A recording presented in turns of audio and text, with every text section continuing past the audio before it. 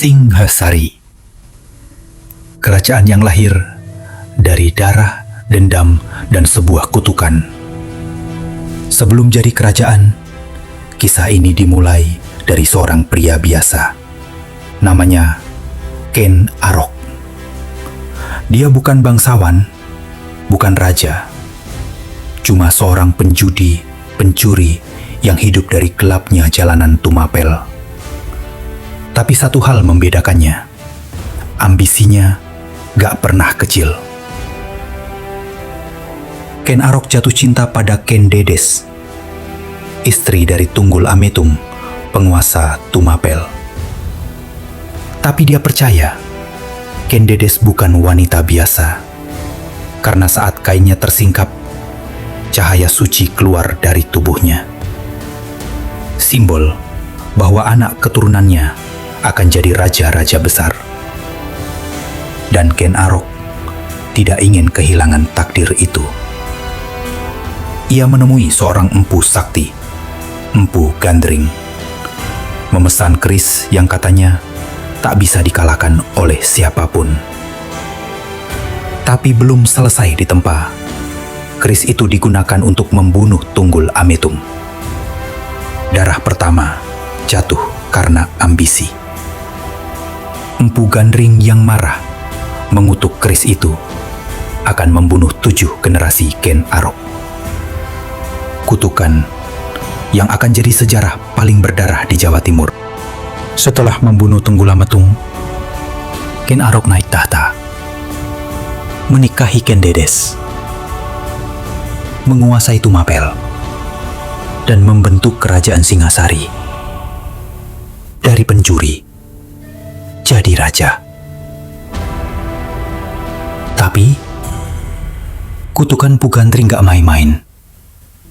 Putra tiri Ken Arok, Sebakati Anusapati, anak kandung Tunggul Ametung dan Ken Dedes, membalas dendam.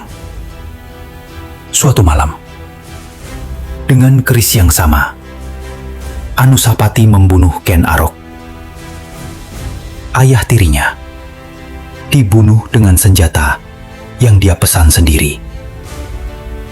Keris itu melanjutkan takdir berdarahnya. Anusapati pun tak bertahan lama. Dia dibunuh oleh Toh Jaya, anak Ken Arok dari istri lain. Dan lagi-lagi, keris itu yang digunakan. Satu persatu, tahta Singhasari berpindah tangan dengan darah. Kutukan Empu Gandring benar-benar hidup. Dan keris itu seolah menuntut jiwa setiap generasi. Singhasari akhirnya dipimpin oleh Raja Kertanegara.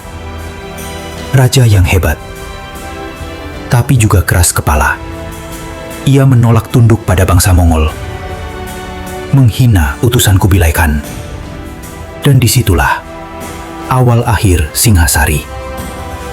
Dari dalam negerinya sendiri, dia dikudeta, dan Singhasari runtuh dengan cara yang tak kalah tragis. Dari darah Singhasari lahir Majapahit, tapi keris Empu Gandring tak pernah ditemukan. Dan katanya, selama keris itu belum muncul kembali, kutukannya belum berakhir. Kanulo percaya bahwa sejarah bisa diwariskan lewat darah, dan kutukan bisa bertahan lebih lama dari kerajaan. Lo ada di tempat yang tepat. Follow Histodust ID, karena sejarah Nusantara masih punya banyak rahasia yang belum selesai.